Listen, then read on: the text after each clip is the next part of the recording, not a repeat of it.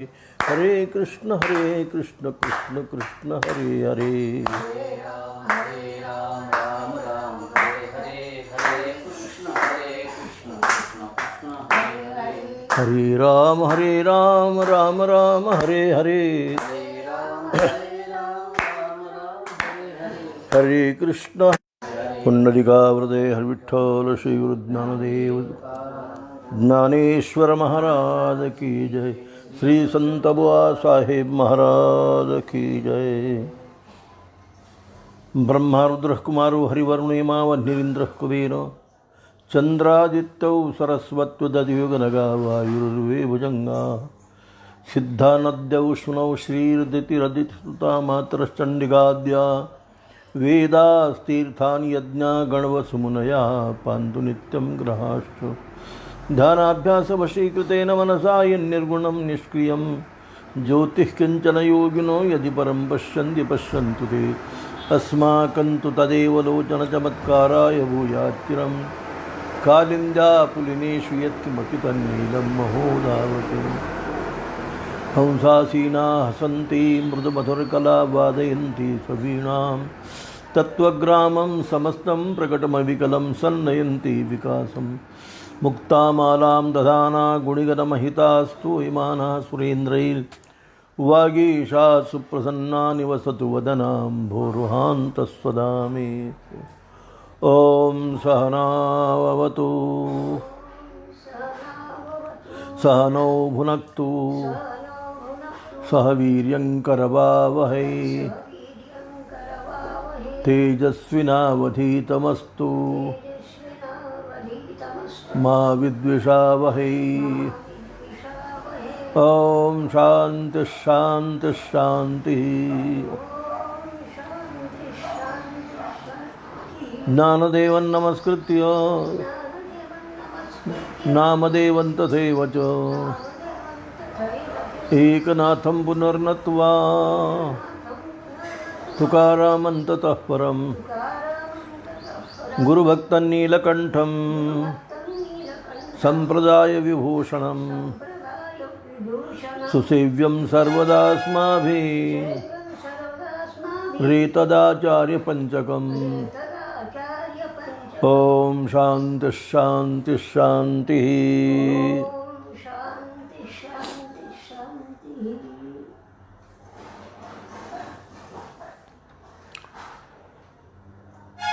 ज्ञानेश्वरी प्रवचनाला प्रारंभ होत आहे।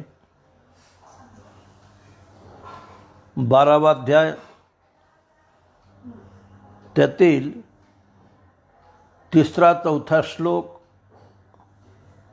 अर्थात त्याच्यावरचं ज्ञानोबारायचं जे आणि उभी व्याख्यान आहे त्याचं चिंतन चालू आहे। प्रसंग असा आहे,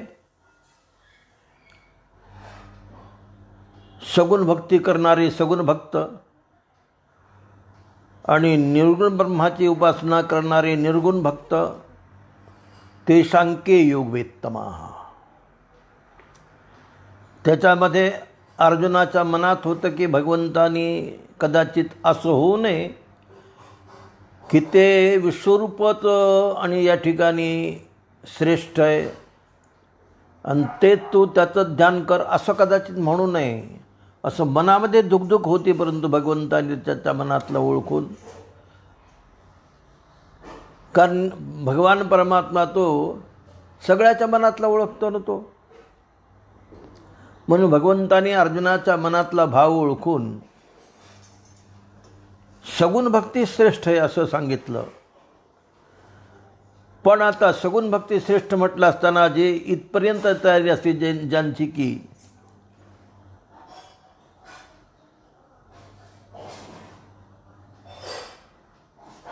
उतरोनी करी घ्यावेशीस, परपुरुषाचे सुखभोगी तरी उतरोनी करी घ्यावेशीस, एवढी त्या सगुण भक्ताची तयारी असते जे आपण आपल्याला भगवान देऊन टाकतात आणि त्या प्रेमवशात भगवान परमात्माही आपण आपल्याला भक्ताला देऊन टाकतो, आपण प्रेमच देतो। आता असे जे भक्त आहेत ते सगुण भक्त आहेत। आता निर्गुण भक्त आहेत, निर्गुण भक्ती करणारे, निर्गुण ब्रह्माची उपासना भक्ती करणारे, मग हे जर श्रेष्ठ आहेत ते कसे, त्याची उपासना कशी, तर त्या उपासनेचा विषय या ठिकाणी सांगू लागलेत. म्हणून त्याला ज्ञानोबा आहे त्याचं वर्णन केल्यानंतर आणि येरतेही पांडवा जी आरूढून सोहम भावा झोंबती निरभयवा अक्षरासी. त्यांना येर म्हटलेले. कोणाला? निर्गुण भक्ती करणारे जे अक्षरब्रह्माचे उपासक आहेत त्यांना येर म्हटलेले. आता येर म्हटलं असताना त्याच्यामध्ये बोलण्यात अस्वारस्य दिसतं बरं काय. म्हणजे बाकीचे हे जे बेजार होणार आहेत असं म्हणायचं आहे. पुढे सांगणारच आहेत की यांनी एवढी बेजारी जरी आपल्या पदरात घेतली तरी पण प्राप्तव्य तेच स्वरूप आहे. जे सगुण भक्ताला प्राप्त आहे तेच निर्गुण आहे. निर्गुण आणि सगुण नाही. पण बिचारे खूप बेजार होतात. निर्गुण ब्रह्माची उपासना करणं काही सामान्य नाही. म्हणून भगवान या ठिकाणी अर्जुनाला म्हणतात की अर्जुना, आता तुला जे निर्गुण भक्ताची आणि भक्ती करणारे त्यांना निर्गुण ब्रह्माची उपासना करणं किती अवघड आहे. ज्ञानोबारांनी या ठिकाणी असा जो निर्गुण योगी आहे तर ती योगी कसा, किती त्याला त्रास होतो, किती तो कष्ट सहन करतो, याच्याकरता या श्लोकावर आता ज्या काही 10-20 ओव्या आहेत ते संपूर्ण योगशास्त्र या ठिकाणी गुंफलेले आहे. समाधी योग ज्ञानोबारांनी या ठिकाणी गुंफलेला आहे. समाधी योग. आता तो ज्ञानोबाराचा समाधी योग आहे हेही लक्षात ठेवा थोडंसं. ज्ञानोबाराची भेद समाधी नाही. प्रकृती पुरुषाचा भेद आणि हेत तत्वज्ञान आणि तत्वज्ञानान्यशेषाधिगमा आणि त्याच्याद्वारा मोक्ष मिळतो अशा प्रकारचं भेदज्ञान नाही आणि भेद समाधी ज्ञानोबाराची या ठिकाणी नाही. ज्ञानोबारा मुळातले कसे आहेत, नियम असा आहे, योगाची साधना करीत असताना तत्र को नाम योग असं म्हटलं असताना महर्षी पतंजलीने म्हटलेले की को नाम योग तर योगश्चित्तवृत्ती निरोध. महर्षी पाणिनीने निरोध म्हणजे निरोध समाधी अशी निरोध समाधी. ज्ञानोबाराला निरोध समाधी आणि मान्य नाही. म्हणजे मान्य नाही म्हणजे त्याचा निषेध आहे अशातला अर्थ नाही. परंतु ज्ञानोबाराची ज्ञान समाधी आहे आणि ती अभेद समाधी आहे.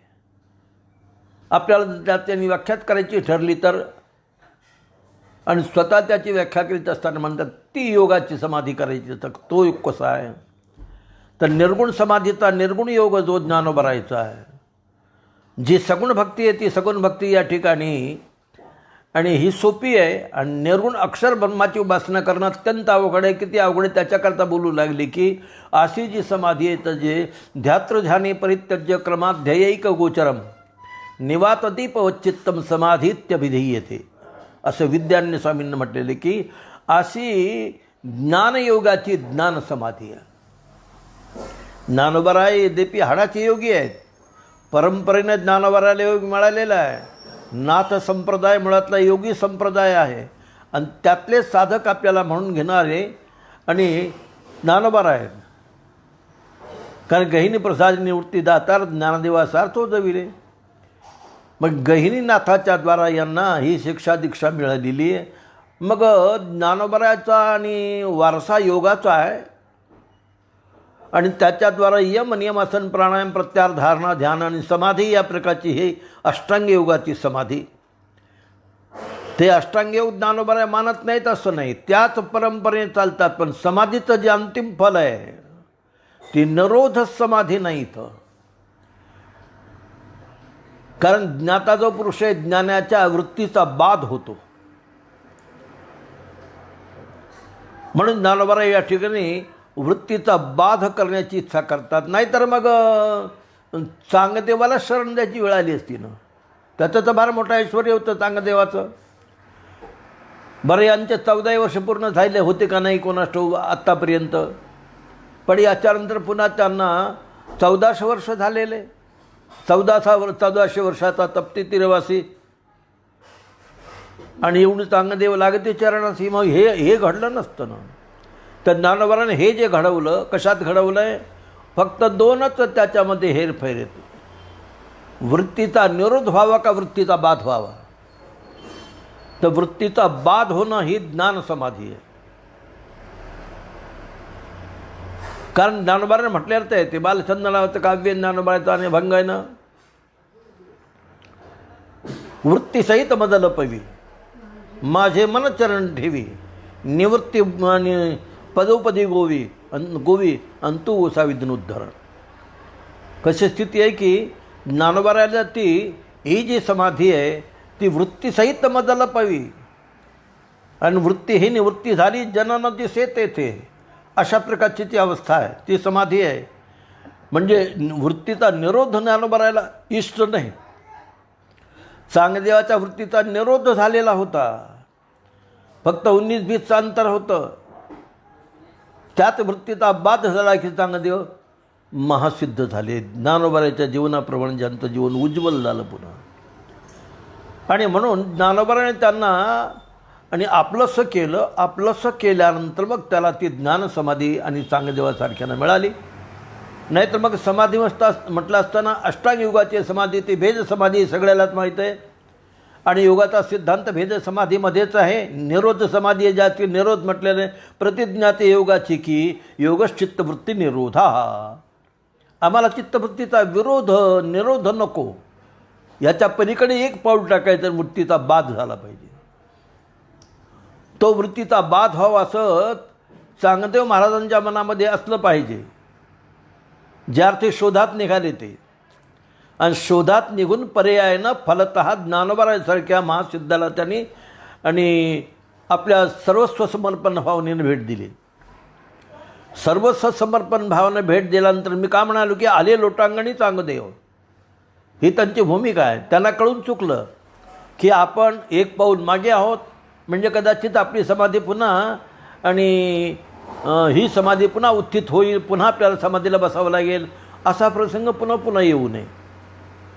म्हणून चांगदेवासारख्यांनी ज्ञानेश्वर महाराजांना शरण येऊन हेच केलं की त्यांच्या स्वस्ती श्रीवटेषु जो लोपोनी जगदाभासू दावी मग ग्रासू प्रगटना खरी, अशी जी 65 ओव्याच्या द्वारा ज्ञानोबारायनं उपदेश केलेला आहे.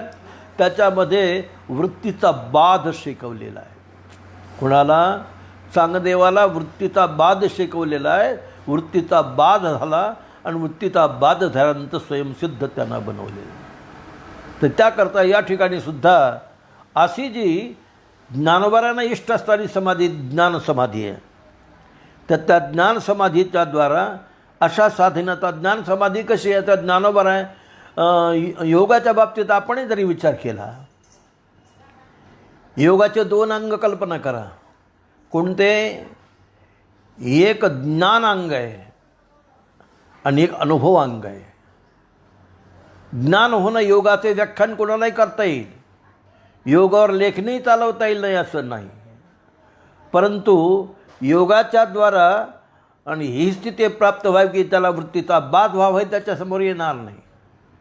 म्हणून त्याकरता वृत्तीचा बाध होण्याकरता ज्ञानोबारायनं आणि चांगदेवासारख्याला वृत्तीचा बाध करून आपलंसं केलेलं आहे. म्हणून ही बाध समाधी आहे, जिथे ध्याता ध्यान दे, कोणत्याही प्रकारचा भेद न शिल्लक राहता. तदैक वशिष्ठ शिव केवलोहम चिदानंद रूप शिवोहम शिवोहम, अशा प्रकारची जी अभेद समाधी आहे. आता तो अभेद योग कसा ते ज्ञानोबारा आहे. या ठिकाणी ज्ञानोबारायला लहर लागली असं संकल्पना करा की इथे आवश्यकच आहे. अक्षर ब्रह्म आणि ब्रह्माची उपासना करणे भक्त किती अवघड ती साधना आहे. या साधनेचा अवघडपणा कशा प्रकारचे ज्ञानोबारायनं सूत्ररूपांनी या ठिकाणी गोवलेलं बरं का. संपूर्ण सर्व योग समाधी योग इथपर्यंत त्यांनी आपला हा गुंतवलेला आहे इथं. आणि याच्याद्वारा सांगितलं की बाबा हे जर एवढे जरी पुढे सांगतात तात्पर्य सांगितलं बरं काय. या श्लोकाच्या शेवटी तात्पर्य आपण होय आपण पाहणारच आहोत. त्याचं तात्पर्य सांगितलं की बा अर्जुना, तू असं वाटू देऊ नको, एवढ्या कठीणाईनं साधना करणारा निर्गुण भक्ती करणारा भक्त आहे, मग त्याला याच्यापेक्षा जबरदस्त मोठं फल मिळायला पाहिजे होतं. नाही नाही नाही नाही नाही, हे बात तू लक्षात ठेव म्हणे.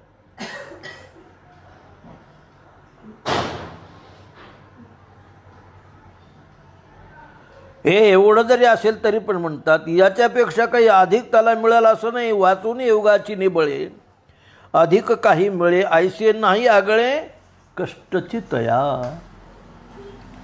शेवटी त्याचा निर्णय दिला की हे असं समजू नको एवढ्या मोठ्या प्रयत्नानं साधना करणारा हा योगी आहे, हा ज्ञानी भक्त आहे आणि याच्याद्वारा याला आता आणि मोठं फल मिळायला पाहिजे. याच्यापेक्षा मोठं काहीच नाही. सा कष्टा सा परागती असं जे फल याच्यापेक्षा मोठं काही नाही. पण कदाचित तुला वाटेल तर एवढंच फक्त साधना करीत असताना कठीण साधन कसं असतं, साधना करीत असताना सोपं साधन कसं असतं हे लक्षात येईल. जाणारा एखादा जायचं ठरलं तर 22 किलोमीटर सायकलवरही जातो. त्याच्यानंतर काही एखादा मोटरसायकलनं जातो. त्याच्यानंतर आपली कार घेऊनही जातो. अहो त्याच्यापेक्षा एखादा हेलिकॉप्टरनं जातो. पोहोचणारे त्या ठिकाणी पोहोचता पण त्याला त्या पोहोचण्यामध्ये फरक आहे ना. प्रत्येक साधनेत फरक आहे वेगवेगळा. मग आता प्राप्तव्य मात्र एकच आहे. याला काही अधिक बक्षीस मिळतं असं समजू नको म्हटलं. कोणाला निर्गुण भक्ताला काही अधिक बक्षीस देतात भगवान की नाही ना बाबा तो तुला फार त्रास झाला, फार कष्ट झाले, मग तुला अधिक अजून फल काही देतो, दुसरं अजून काही तुला सांगतो. नाही तसं नाही. फक्त उलट सांगितलं त्याच्या अरे याला काही अधिक मिळेल असं समजू नको. ऐसे नाही आगळे. आगळे काय तर म्हणजे कष्ट आहेत म्हटले. अधिक काय पदरात पडतं म्हणजे कष्ट पदरात पडतात. त्या पण म्हणतात की खोदा पहाड और निकली चुहिया. एवढा मोठा प्रयत्न करून शेवटी जागेवर त्याच ठिकाणाला मुक्कामाला यावं लागणार आहे. मग त्यापेक्षा आपली ही सगुण भक्ती सोपी आहे आणि हीच भक्ती करायला पाहिजे. आणि हीच थोडं भक्ती आवडते तेव्हा हीच भक्ती आहे. या भक्ती की या साधनेच्या द्वारा माझ्या स्वरूपाला प्राप्त होतात. पण आता अक्षर ब्रह्माची उपासना तुझा प्रश्न आहे की तेषांचे योग वित्तमा. तुझ्या प्रश्नाकडे नजर देऊन बोलायला लागलो. याचा अर्थ हा योग तुला सांगायचा आणि योगाचं महत्त्व जास्त वाढवायचं असं नाही. त्याचा फॉर्म्युला सांगितला की हे कसं आहे बघे कशा स्थितीने. म्हणून योगामध्ये स्थिती अशी आहे की म्हणून सांगितलं तुम्हाला योगाचं व्याख्यान देणं सोपं आहे, योगावर लिहिणे कदाचित सोपं आहे, पण योगाचा अनुभव जो तो अवघड आहे. पण प्रॅक्टिकल योग हा ज्ञानोबाच्या जवळ आहे. पण त्यांनी आपला अनुभवानं योग लिहिलेला आहे.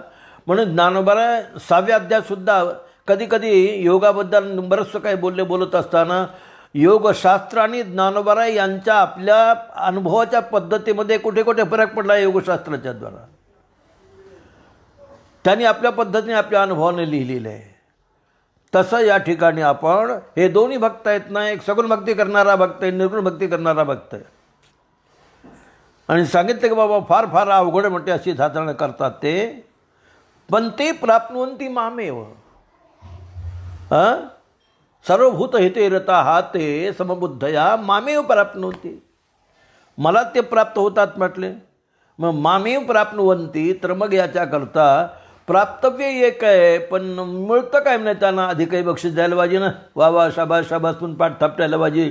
वा एक तुम्ही पायानं पळत आला आणि हे डोक्यानंच घासत पळत आले. मग त्याच्यात परिश्रम आहे का नाही. पाहाव कमाल केली म्हटले. वर पाय केले खाली मुंडकं भर पळत आले. यांच्याबरोबर येऊन पोचले नाही. तुम्ही कष्ट केलेत, कष्ट झाले, यात वाद नाही. आता योगामध्ये असणारे कष्ट अत्यंत कष्ट आहेत, यात वाद नाही आहे. आता तुम्हाला शब्दार्थ मी सांगणारे पुढे लक्षात येणार आहे. मग आता एवढं कष्ट त्याच्यामध्ये मग जसं कष्ट केलं त्याप्रमाणे फल मिळायला पाहिजे होतं असं कदाचित वाटेल. पण मिळायला पाहिजे होतं. माझं म्हणणं आहे की याला मी माझी पसंतीची मोहर लावलीच नाही. शेवट काय ज्ञानोबा या निर्गुण उपासना करणाऱ्या भक्ताला अधिक काय मिळणं तर सोडून द्या, पण याच्यामध्ये माझी पसंतीची मोहर नाही. हा त्याला काही मिळत असेल तर मग तुला सांगितलं बाबा दुसरं काही मिळत नाही की कष्ट तिथं आहे. त्याला अधिक कष्ट मिळतात, अधिक प्रयत्न करावे लागतात, अधिक त्याला दुःख त्याच्या पदरात जास्त पडतं. हे त्याला मिळतं म्हटले. कष्ट सहन करावे लागतात. आता ते कष्ट कसे सहन करावे लागतात ज्ञानोबा आता म्हणून त्याच्याकरता या श्लोकाला प्रारंभ करीत असताना पहिलाच ज्ञानोबारायनं जवळजवळ तिथं धक्का दिल्यासारखं बोलतात. आणि येर ज्ञानोबाराय काय म्हणतात आणि येर.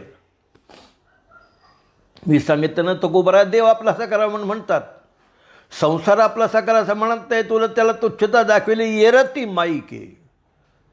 आणि काय करा, अविनाश करी आपुली आयसे, लावी मनापिसे गोविंदाचे, आपुला ते एक देव करून घ्यावा, ते विने जीवा सुखना येरती माईके.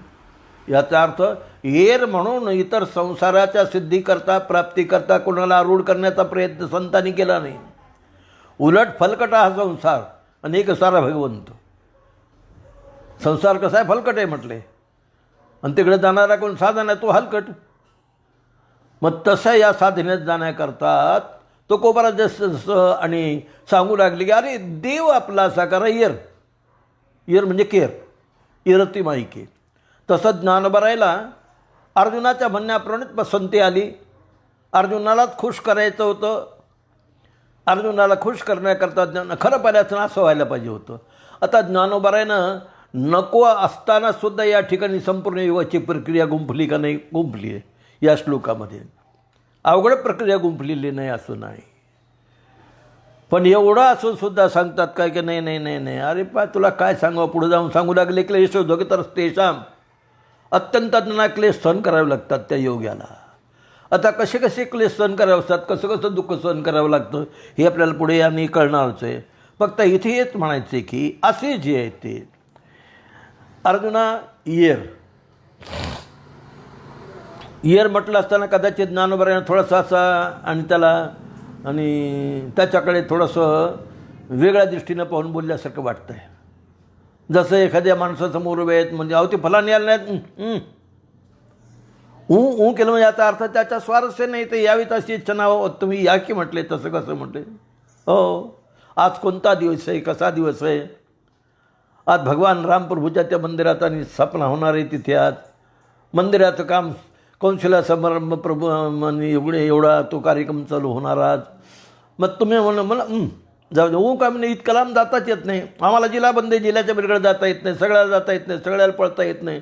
आत्ताही जर सगळ्याला परवानगी गेली तुम्ही राम मंदिराच्या कौशल्या समारंभात जाऊ शकता, तर वाट फुटणार नाही की जागा मिळणार नाही. पण तशा स्थितीला या ठिकाणी परिस्थितीला पाहून, या रोगराईला पाहून सांगितलं बाबा सगळे तुम्ही या, कोणी याचे ते नेमके जे निमंत्रित ते तुम्ही या, आणि बाकीच्यांनी हा सुखसोहळा आपल्या ठिकाणी, हा सुखसोहळा स्वर्गीय नाही याप्रमाणे आनंद आपल्या आपल्या ठिकाणी आपापल्या गुढिया पताका तरुणे करती कथा गाती गाणे याप्रमाणे, आणि इथे हा सोहळा तुम्ही साजरा करा जिथे जिथे असेल तसं, असे लोक सगळ्याला सांगू लागले. करावा सुद्धा नाही असं नाही. पण हे संपूर्ण सांगत असताना आणि भगवान अर्जुनाला म्हणतात, अर्जुना हे पहा, आता तुला तुझ्या आवडीचा आणि जो भक्त आहे तो म्हणजे कोण आहे, सगुण भक्त आहे, ती सगुण भक्ती आहे. आणि बाकीचे कसे आहेत म्हणजे अक्षर ब्रह्माची उपासना करणारे. बरं, माहिती आहे का तुला म्हटले, सांगतो आता. आणि येरते पांडवा जे आरूढ होनी सोहम भावा, झोंबती निरवयवा अक्षरासी. ज्ञानोबराची शब्दावली मोठी गमतीची या ठिकाणी. निरवयवा अक्षरासी उपासिती नाही, झोंबती. झोंबी कळत काय, झोंबती म्हटले म्हणजे अत्यंत कष्ट सहन करतात, अत्यंत आणि खूप साधना, कठोर साधना करतात म्हणून त्याच्याकरता ते झोंबती म्हटले. का, एक तर झोंबण्यासारखं ते नाही, हाताला लागत नाही, पायाला कळत नाही, डोळ्याला दिसत नाही, नाकाला कळत नाही, कोणत्याही प्रकारची इंद्रिय विषयता त्याच्यामध्ये आहे का. पुढे जाऊन तो सांगतात मनाला पता लागत नाही, बुद्धीला पता लागत नाही, पुढे वर्णन करणार आहेत. पण आपण सरळ पाहिलं असताना असं जे त्याच्याकरता जी साधना करणारे त्याच्याकरता म्हणतात ते झोंबती. कुठे झोंबती, जिथे झोंबण्याकरता कोणत्या प्रकारचं आलंबन नाही, झोंबण्याकरता हातात हात मिळवण्याकरता काय पाहिजे, आलंबन पाहिजे, कोणत्या प्रकारचं आलंबन नाही. असं नसताना या ठिकाणी अक्षराशी झोंबती, अक्षर ब्रह्माची ती कठोर उपासना करतात म्हटले. झटून झोंबून उपासना करणं, झोंबती म्हणजे झटून झोंबून उपासना करणं. त्या उपासनेकरता जे काही कष्ट लागते शरीराला, हो असू द्या, कोणत्याही प्रकारचे कष्ट असू द्या, हम करेंगे तो करेंगे ही. हे जसं आहे ना तसं या ठिकाणी साधना करण्याकरता ज्ञानोबाराय म्हणतात मी करणार म्हणजे करणार, पण कशी करणार आहे, कशी साधना आहे ते. पण त्या साधनेचं आणि जे स्वरूप आहे सांगू लागले. रते ही पांडवा अर्जुना, हे बाकीचे जे निर्गुण उपासना करणारे आरूढो सोहम भावा, पहिले अगोदर साधना करण्याकरता अगोदर काय सोहम भावावर आरूढ झाले, अहम ब्रह्मास्मी या बोधावर आरूढ होऊन. आता पहा, अहम ब्रह्मास्मी म्हटलं असताना पुन्हा साधना लाभण्याकरता किती अवघड आहे त्यांना. मी ब्रह्मरूप आहे अशा आणि बोधावर आरूढ झालेले जे सोहमभाव म्हणजे मी ब्रह्मरूप आहे अशा प्रकारची त्यांची आणि अशा प्रकारची भावना मनामध्ये आहे, अशा प्रकारचा अनुभव आलेला आहे.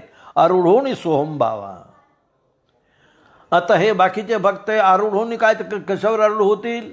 लावणी मृदंग श्रुती टाळ गोस शेव ब्रह्मरस आवडीने, एक गावे आम्ही विठोबाचे नाम अनेकापे काम नाही आता. मग काहीच नाही, फक्त हातामध्ये टाळ घेऊन वाजत बसून भगवंताचं नामचिंतन करणारे, कोणत्या प्रकारचं काठिण्य नाही. येईल तैसा बोल रामकृष्ण पुन्हातून, त्याच्यात काही आग्रह नाही. आलं तर ठीक आहे, लावणी मृदंग श्रुती टाळ घोष आलं तर ठीक आहे, नाही तर नाही तर यावेन भुकेला विठ्ठल, येईल तसा बोल रामकृष्ण. असेल त्याप्रमाणे. नाही दरी तुर मधुर उत्तर दिदला सस्वर नाही देवे नग देव. काय करावं, आम्ही खूप गाऊन भजन केलं असतं, पेटी वाजून भजन केलं असतं, तंबोरा वाजून रागरागीने गायली असतं, पण काय करावं म्हटलं आम्हाला ते तालस्वरच नाही, नको नसो देऊ.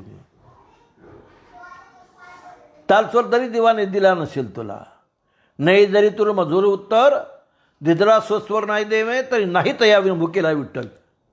गिरधर आलं तो भाव का भूका राग कला नाही जानत तुका. तो याचा भुका नाही, तो फक्त एकच आहे, देवाकारणे भाव तस्मात. देवाकरता फक्त भाव पाहिजे, श्रद्धा पाहिजे. तर श्रद्धा भावावर आरूढ होऊन तो आणि साधना करणारा भक्त आहे तो. म्हणून याकरता इतकंच पाहिजे. आणि इथे काय तर इथं फार म्हटले की कठीण सहन करावे लागतात, कसे कसे कष्ट सहन करावे लागतात. म्हणून अगोदर इथून बोलत असताना पहिल्यानं झटका दिल्यासारखं बोललं येर. पांडवा हे जे येर आहेत ना, येर म्हणजे कोणते, जे निर्गुण भक्ती करणारे. कसे तर आरूढ होऊन सोहम भावा. अगोदर सोहम भावावर अहम ब्रह्मास्मी या बोधावर आरूढ होतं आणि आरूढ होऊन पुन्हा त्यांना साधना करायची आहे. आणि कशी आता अशी जी साधना करणारे कहतात की शिवभूत्वा शिवम यजेत, मीच होणी पांडवा करती माझी सेवा.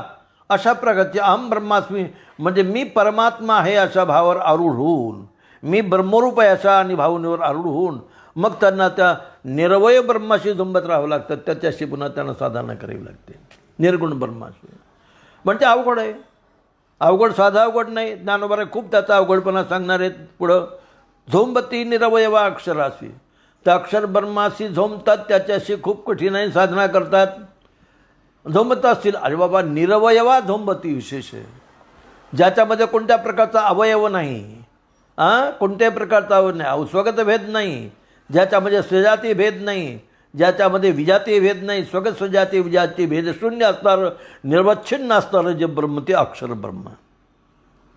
असं जे अक्षर ब्रह्म आहे त्या अक्षर ब्रह्माची उपासना करण्याकरता साधारण नाही म्हणून म्हणू लागले. त्याच्याकरता झोंबती. का झोंबती, कशाला झोंबती, अक्षराशी असं अक्षर ब्रह्माला ते आणि झटून झोंबून त्याची उपासना साधना करतात.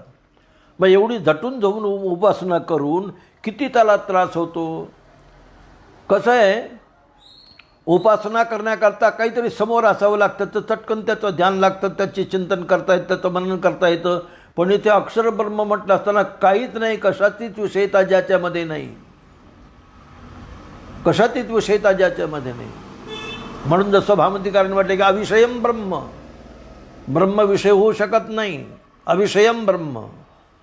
कारण का त्या ब्रह्माच्या ज्या भामतीकारांना ब्रह्माच्या प्राप्तीकरता अगोदर काय लागतं, जिज्ञासा लागते, त्याच्यात फलवत्ता लागते. ज्याच्यामध्ये फल नाही, ज्याच्यामध्ये पुन्हा जिज्ञासा नाही, ज्याच्याबद्दल संदेह नाही, मग त्याची उपासना काय म्हणून करायची. असो भामतीकारांनी पूर्वपक्ष केला, आता तो ब्रह्मजिज्ञासा या सूत्रावर. म्हणून त्यांनी म्हटलं की अथेत असंदिग्धम अप्रयोजनम न तत्प्रेक्षावद्भि प्रतिवत्सा गोचरम भवती यथा समनक्षसेंद्रिय स्फीतावलोक मध्यवर्ती घटः कर्टदंतावा तथा चेदं ब्रह्मैती व्यापक विरुद्धोपलब्धी असा पूर्वपक्षच आहे कोणता भामतेकाराचा. मग असं असताना एवढं कठीण आहे ज्या ठिकाणी जे निर्वयव आहे कोणत्या प्रकारचं त्या ठिकाणी आलंबन नाही आणि म्हणून त्यांना मानू लागले त्याला जाऊन त्याच्या प्राप्तीकरता झोंबती बेजार होती त्याच्याकरता बेजार होतात म्हटले. अक्षर ब्रह्माची उपासना करणारे निरवय अशा ब्रह्माशी आणि कठीणाने त्याची साधना करण्याकरता प्रारंभ करतात, खूप प्रयत्न करतात. आणि इकडे पाहिलं असताना कोणतं त्यांच्या हातामध्ये टाळमृदंग आहे काय काही त्या गळ्यात विनागुण भजन करतात ते काही नाही म्हटले. एकच आहे आरूढ होऊन सोहम भावा. ते काय करतात सोहम भावावर आरूढ झालेले मी ब्रह्मरूप आहे. याच्यानंतर त्याचे ब्रह्मरूप होऊन आणि पुन्हा त्याची आणि उपासना करायची अवघड आहे. कारण त्यांचा सहज ज्ञानोबाला सगळी मिळवणी मिळतात असे समुद्री गंगा जळसे मिहून तेसे माती बदलते. अगोदर अहम ब्रह्मास्मी झाल्यानंतर मग उरलंच काय शेवटी. मग याच्यानंतर जर करायची असेल नसतील तर निर्गुण भक्ती करणारा भक्त मग शेवटी असं अहम आणि सोहम या भावावर आरूढ होऊन मी ब्रह्मरूप या भावनेवर आरूढ होऊन मग निरवय ब्रह्माची उपासना या ठिकाणी करतात असं ज्ञानोबारे म्हणू लागले. आता कसं आहे म्हटले ते आता कसं आहे तुम्हाला काय सांगावं बरंच लांब सांगण्यासारखं आहे ते आणि बराच लांब विषय आपल्याला चिंतन करायचं नाही. जसं आपल्याला चिंतन घडेल त्याप्रमाणे चिंतन करायचं आहे. म्हणून त्याकरता सांगू लागले अर्जुना ही अशी स्थिती आहे. मुळातच भगवंताने अगोदर सांगितलं येर म्हणून म्हटलं असताना तितक्यातच कळायला पाहिजे. पण आता यालाही कळावं याचं काठिण्य काय आहे, योग काय हे जगालाही कळावं किंवा ज्ञानोबरायचं हृदय कशा प्रकारचं योगाचं हे सुद्धा कळावं. तर त्याकरता म्हणून ज्ञानोबराय या ठिकाणी योग प्रक्रिया गुण सांगू लागले. पण सांगू लागले जे असं जे निरवय ब्रह्म आहे ते आहे कसं म्हणजे सांगतो आता थोडक्यात म्हटले जे इथं मनाची नकी न लगे बुद्धीची दृष्टी नरिगे ते इंद्रिया किरजोगी काय होईल. बघा म्हटले आपल्या इथे सूक्ष्माती सूक्ष्म साधनेत मनबुद्धी. आता बाकीचे आता श्रोत्रम चक्षुस्पर्शनंच रसनं घ्राणमे होते हे बाकीचे इंद्रिय तर सोडून द्या यांचं नावच घेऊ नये याच्या बाबतीत तिथं. हो यांचं कामच नाही इथे त्यांना म्हणा तुम्ही बाजूला हवा. पहिलं काम कोणाचं आहे मनबुद्धी आहे. मग गेलेच मनबुद्धी मनबुद्धीला म्हणे ते सुद्धा तरंगलेलेच आहेत. मनाची विषयता आहे का नाही, बुद्धीची विषयता आहे का म्हणले नाही त्याच्यामध्ये विषयता नाही. मग असं असताना त्याला आपण मग तेच सांगतात ना जे काय करतात ज्याला मनाची नखी न लगे मन उगी त्या ठिकाणी चिटकत सुद्धा नाही. विषयता मनाची त्याच्या ठिकाणी म्हणजे चिटकत नाही मन. तिथं मन चिटकण्याकरता तिथे विषयता लागेल का नाही, कोणत्या प्रकारची मनाची विषयता असेल ती. बरं दृश्यतेत वक्र या बुद्ध्या म्हटलं गेलं ना ती बुद्धीसुद्धा तरंगलेलीच आहे. त्या बुद्धीला सुद्धा जाणता येत नाही, मनाला सुद्धा जाणता येत नाही. मग याच्यापेक्षा दुसरे मोठे जाणते कोण आहेत आपल्याजवळ सांगा बरं. इंद्रियाचं बाजूला फेकून दिलं आहे. इंद्रिया किरजोग काय होईल ते काय करू शकत जायचं म्हटलं. इंद्रियाची विषयता तिथे येईल का असं म्हणून त्यांना बाजूला टाकलेलं आहे. राहिले जास्तीत जास्त साधनं कोणते मन आणि बुद्धी. त्या मनबुद्धीसुद्धा हे दोन्हीसुद्धा तरंगलेलेच राहतात म्हणे. काय यन मनसा न मनुते श्रुती सांगते ए नाहुर न मनो तम तदेव ब्रह्मत्वम विद्धी निदम यदि उपासते. जे मना ज्या ठिकाणी मनाची विषयतासुद्धा नाही, बुद्धीची विषयतासुद्धा नाही, मग इंद्रियाने काय करावं विचार तिथे येऊन आपण म्हणत असतो की जिथे नदीच्या पुरातून मोठ्या कठीणाईनं वर तोंड करून उंट अलीकडे आलं. अलीकडे काही शेळ्या चरत त्या शेळीबाईनं पाहिलं हा मोठा प्राणी कोण असावा म्हणून. मग एक शेळी असेल वर तोंड करून उभा राहिली, उंट पाण्याच्या वर निघतोय. त्याला म्हणते दादा उंट दादा. काय बाई तू एवढी नदी पार करून आलास म्हटलं. हो आलो बरं काय मोठ्या कष्टानं आलो म्हटलं. किती पाणी आहे नदीमध्ये मला या पलीकडे जायची इच्छा आहे. ते मला बाई तू विचारसुद्धा करू नको, तुला एवढं कळायला पाहिजे हे विचारूच नको. हा प्रश्नच गेला वाया. तो विचारला ना, मी ज्यार्थी वर तोंड होतं तितकं तर वर होतं श्वासोच्छ्वास घेण्याकरता, आणि मी कसा बसा या ठिकाणी लटकत लटकत लटकत इथपर्यंत आलो, आणि तू मला विचारतेस की पाणी किती आहे म्हणून. हे जसं हास्यास्पद आहे ना, तर मन आणि याला विषयता नाही, ते इंद्रिया केली जो काय होईल. ज्ञानोबाला म्हणायचं पण इंद्रियाची विषयता कुठून त्या ठिकाणी येईल. मन मुद्दा म्हणू लागले बघा, असं आहे जे अक्षर ब्रह्म. कसं आहे तर, आणि यात दुसऱ्या अनुभवीमध्ये मुद्दाम म्हणतात की बघा ते सूक्ष्म साधनं आहेत ते सुद्धा लांबच आहेत, त्यांनाही विषयता नाही. मग विचारे जे दृश्य पदार्थाचा विचार करणारे, त्याला विषयता लावणारे इंद्रियादी काही श्रोत्र चक्षु स्पर्श रसन घ्राण मिळवते, हे दशेंद्रियाचं सगळे समजा कर. या ठिकाणी ज्ञानेंद्रियाची विषयता पाहिली तर कोणत्याच प्रकारची विषयता इथं नाही, असं आहे. म्हणून इथे मुद्दा म्हणू लागले, असं जे अक्षरब्रह्म. आता कसं कसं अक्षरब्रह्म अजून त्याचा विचार पुढे करतात ते आपण पुढे पाहू. ओम पूर्णमदः पूर्णमिदं पूर्णात् पूर्णमुदच्यते पूर्णस्य पूर्णमादाय पूर्णमेवावशिष्यते. ओम शांति शांति शांति. विठ्ठल विठ्ठल विठ्ठल विठ्ठल विठ्ठल विठ्ठल विठ्ठल विठ्ठल विठ्ठल. पुंडलिकावरदे हर विठ्ठल. श्री गुरु ज्ञानदेव तुकाराम ज्ञानेश्वर महाराज की जय. श्री संत बुवा साहेब महाराज की.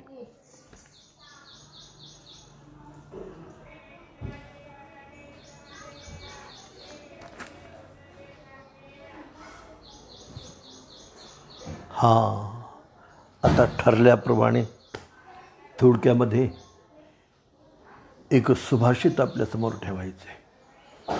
चालेल तिथपर्यंत ही गाडी चालवायची आहे. हां, तर इथे एक सुभाषित समोर आहे.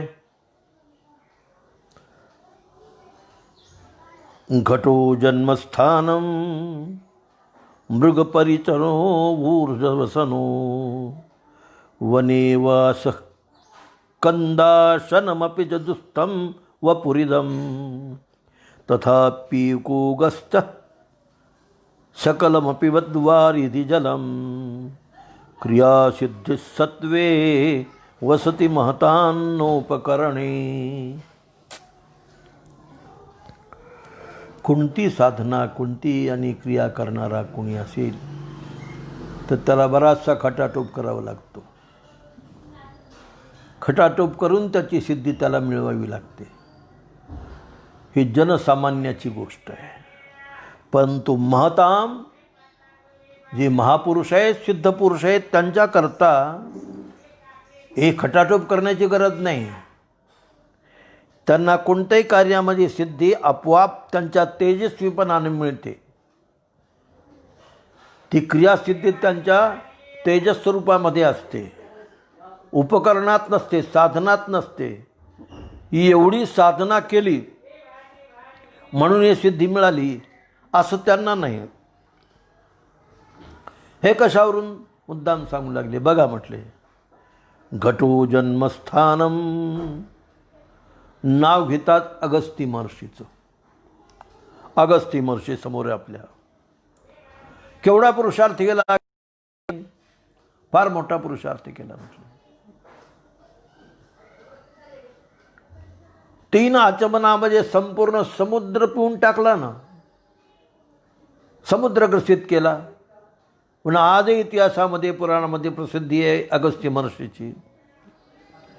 पाहिलं असतं तर मग ते कुठले राजे कसले आले म्हटले, पण महात्मा सिद्ध पुरुष कुठे कोण त्यांच्या आणि कुठून आले काय सांग. नाही सांगतो ना तुम्हाला. जन्माला आले मडक्यात, खडक्यात नाही मडक्यात जन्माला आले.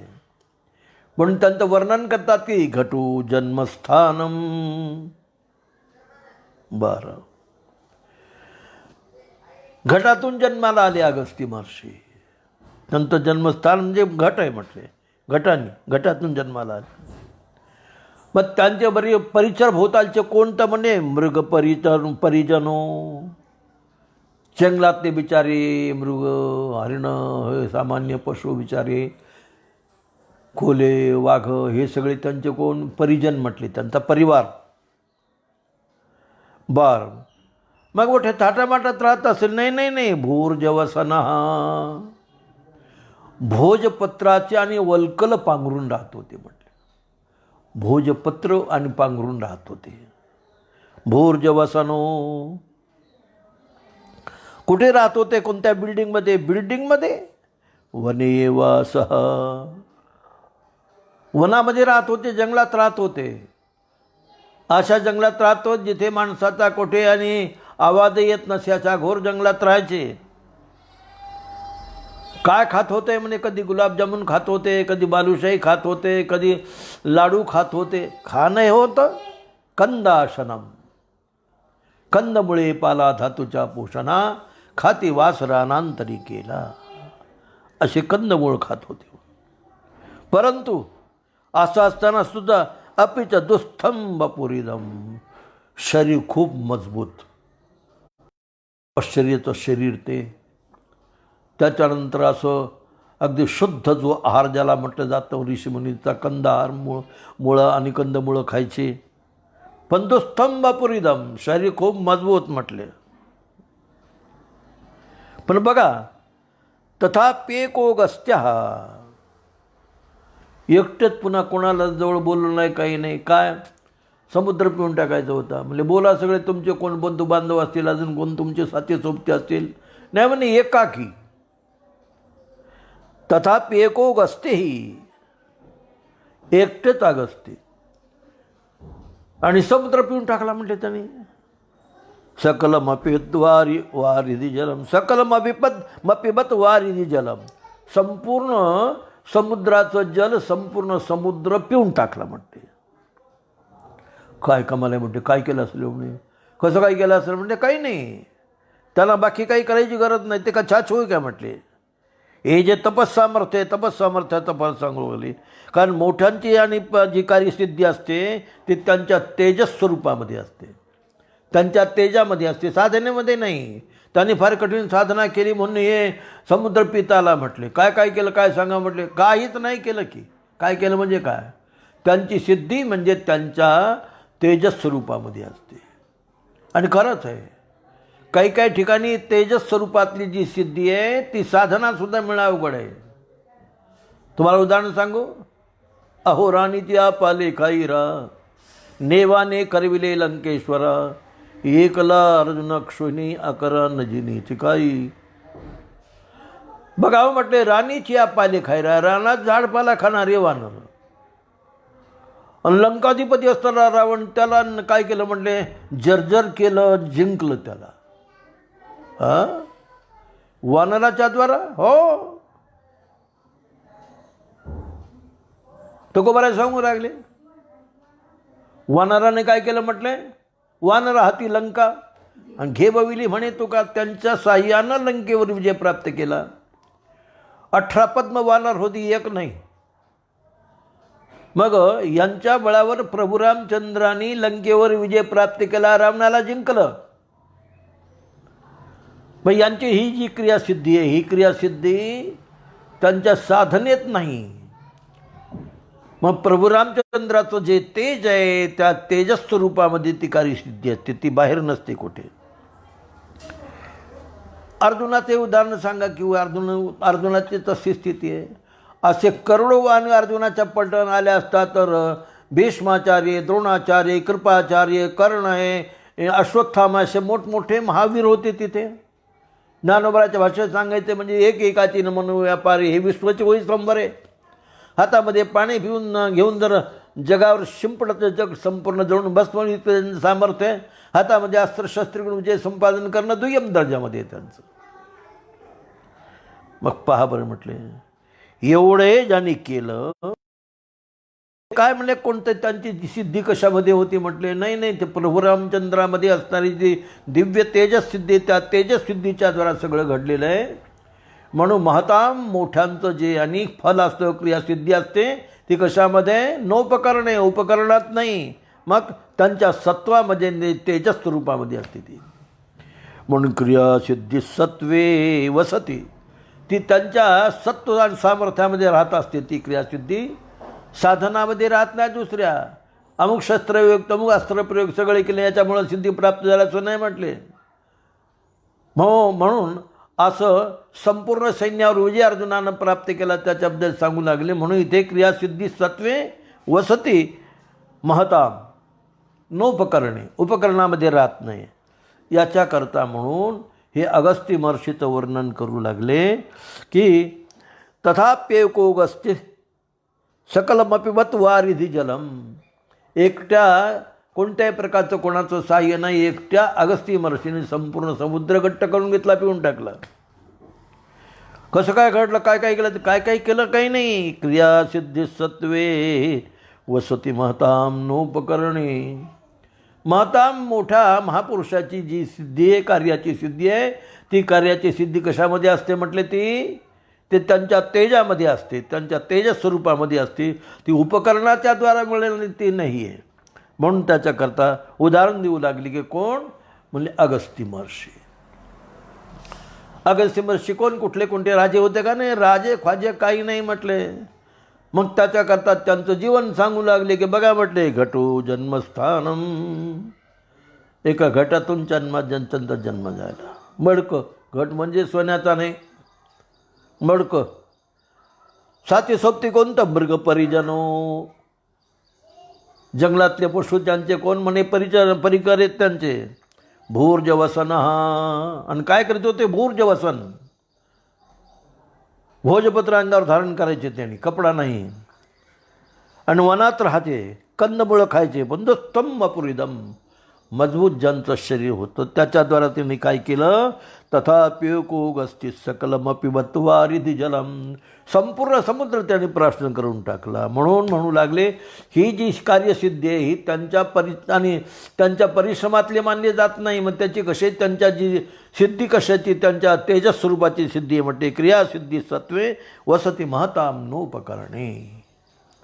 म्हणून खरं पाहिलं असताना अशा प्रकारची साधना करावी की कारण आपल्याला साधनाच्या द्वारा सिद्धी प्राप्त करण्याचा प्रसंग येऊ नये. असं तेजस्वरूप प्राप्त हो, ज्या तेजस्वरूपाच्या द्वारा सहजगतीने त्या कार्याची सिद्धी मिळत असते अशी मिळावी म्हणून जीवनामध्ये शिकवण घ्यायची. अगस्त्य महर्षीच्या जीवनातून हे शिकवण आपण घ्यायची की बघा कसं त्यांची जी सिद्धी आहे ते त्यांच्या तेजस्वरूपाची सिद्धी आहे, बाकी कोणत्या प्रकारच्या साधनाची सिद्धी नाही. म्हणून क्रियासिद्धी सत्वे वसती महताम नोपकरणे. याप्रमाणे हा एक आणि सुभाषित श्लोक आपल्यासमोर आला आणि आधी इथे थांबू. पुंडलिका हृदय हरिविठ्ठल श्री गुरु ज्ञानदेव तुकाराम ज्ञानेश्वर महाराज की जय. श्री संत बुवा साहेब महाराज की जय.